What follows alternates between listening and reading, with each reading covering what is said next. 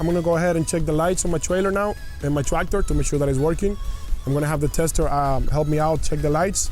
So he's gonna give me the feedback, and we're gonna start from the front, okay?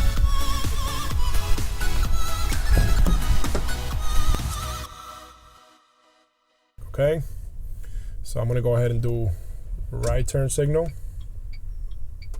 It's working.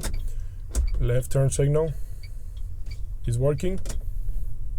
High beams is working.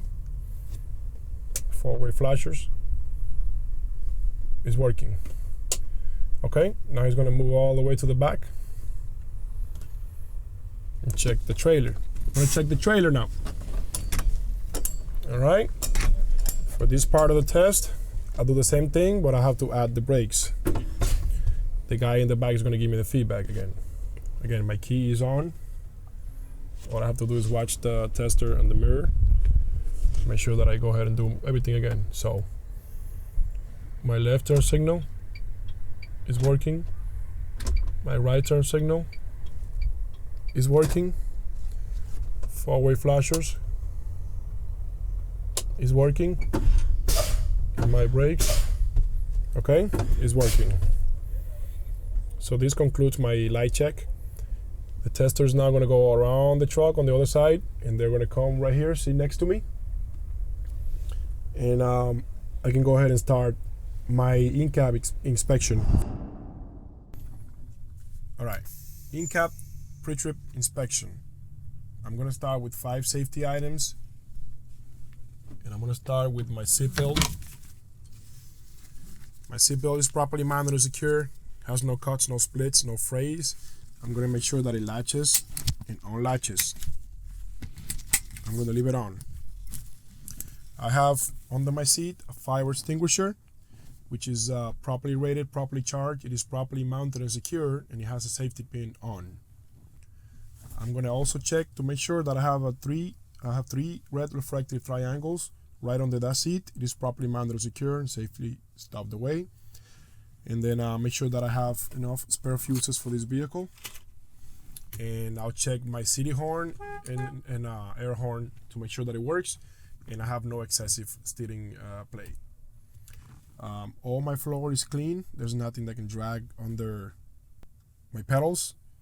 It's nice and clean, and my shifter is properly mounted and secure. It's operational. And with that, I'm going to go ahead and check my 5 in-cab items. I'm going to start with my windows and my mirrors. Windows and mirrors is properly mounted and secure. They're not cracked, not broken. They're clean, and they have no illegal stickers. All my mirrors, front and sideways, they're properly adjusted to myself to eye level. And again, they have no cracks, no illegal stickers, and they're clean. My item number 2 is my windshield, which is properly mounted and secure. It's not cracked, not broken. It's clean, and it has no illegal stickers. And then I'll go down in a spiral shape all the way to my wipers. And for that, I'm going to put the key on the on position. And I'll make sure that I make it operational. So my windshield wipers is properly mounted and secure, not bent, broken, or cracked. The rubber has no cuts, no splits. I'm going to push it in to make sure that it has fluid, and it cleans my windshield. I'm going to leave it on the off position. I'm going to move my way down to my heater and defrost. I'm going to first put it on heat. I'm going to put it on the feet and the window, and then I'm going to check all levels operational. Okay, and I'm going to feel the top and feel the bottom to make sure that it has air coming out. That's number 4. Number 5, it's my light indicators. So I'm going to go ahead and make sure that my right turn signal indicator is working. Left turn signal indicator is working. High beam, it is working. And my four-way flashers are working. After these, I'm going to go ahead and perform a safety start so I can check my 5 gauges. So I'll make sure that my transmission is in neutral. My parking brakes are set. I'm going to press the clutch in, and I'm going to turn the engine on. And I should see the ABS light come on and come off. ABS light come on, comes off.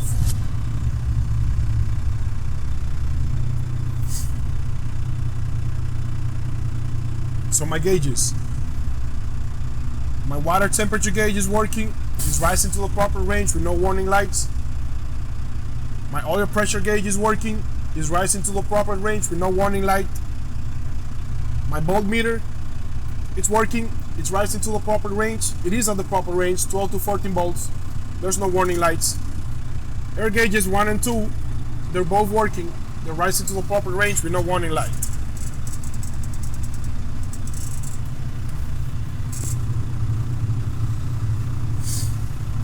Okay, now I'm gonna go ahead and do a brake test. So I'm gonna push the clutch in. I'm gonna put the transmission on first.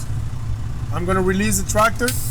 I'll leave the trailer engaged so I can feel the tug against the trailer. I'm gonna hold the steering wheel like this to make sure it does not move.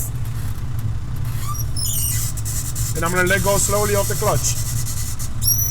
Okay, my trailer brake is holding pretty good.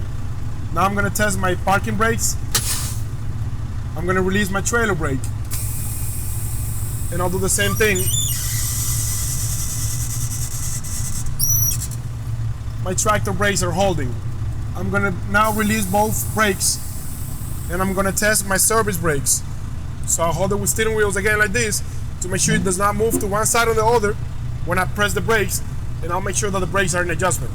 So I'm gonna let go of the clutch. I'm ready to stop. I'll let it move about 5 miles per hour. Clutch in and then brakes.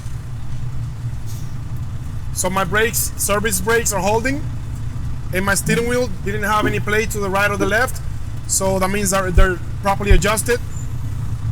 And that concludes my brake test. I'm gonna now do a leak test. So from this point on, I'm only gonna turn off the engine. I'm gonna leave it on first. This is gonna simulate the wheels being chocked. I'll go ahead and turn the engine off. And I'm gonna need the key back on. So put the key back on the on position, and I'll release brakes and clutch. And I'm gonna start my leak test. So first of all, wait for the needles to settle. And this is my static test. I'm first gonna go ahead and wait for a whole minute without me pushing the brakes, without me doing anything. I should not lose any more than 3 psi for the whole minute. 58, 59, 60. I did not lose any more than 3 psi for that whole minute on my static check, which is me not doing anything, just letting it sit. Now I'm gonna do the leak test. Hold the brake pedal. I should not lose any more than 4 psi for the whole minute while holding the brakes. So I'm gonna go ahead and hold the brakes. I'm gonna count to 60. I can use my watch, I can use my phone if they allow me to, or I can count to 60. So let's say 58, 59, 60. I did not lose any more than 4 psi for the whole minute while holding the brakes. Then I'm gonna find the brakes to 60 psi so I can simulate the air loss, and my warning lights and buzzer should come on around 60.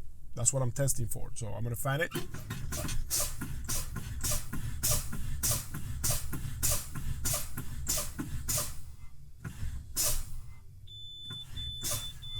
My warning lights and buzzer come on at 60 psi, roughly around 60.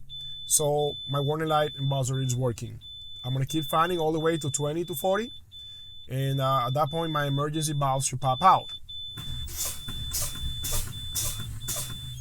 At this point, I'm gonna look at the valves, not the gauges, because I don't need them anymore.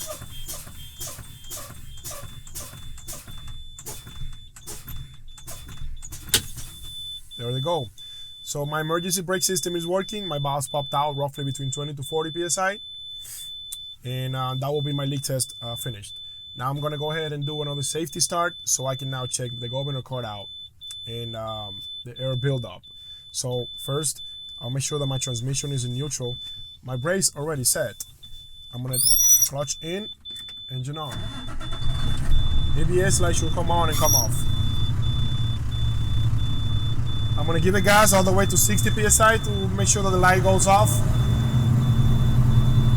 RPM should be roughly around 12 psi, 12 RPMs as you build up the air. I'm gonna put the AC on so we don't cook to death.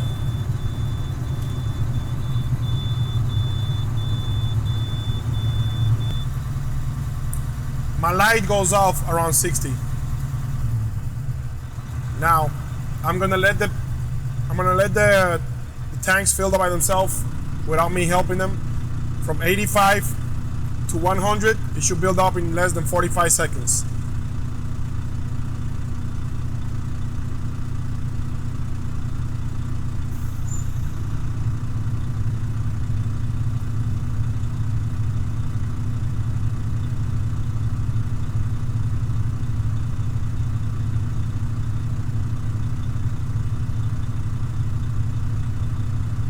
.95 psi.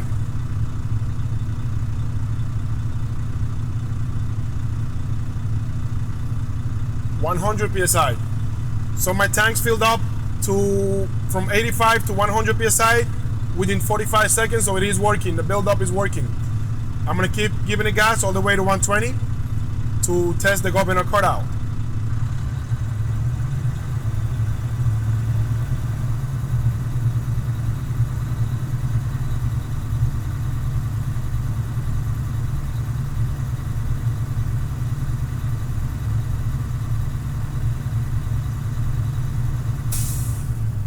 That sound you just heard is a governor cutout. It happens around 120 psi, which means my governor it is working. So at this point, I'm concluded with my test. I'm just gonna go ahead and turn the engine off. I'm gonna remove the key and tell the tester that I can close my test. If you enjoyed this video, remember to hit the subscribe button on this page so you can get more videos like this in the future. And besides that, thank you so much for watching, and I'll see you next time.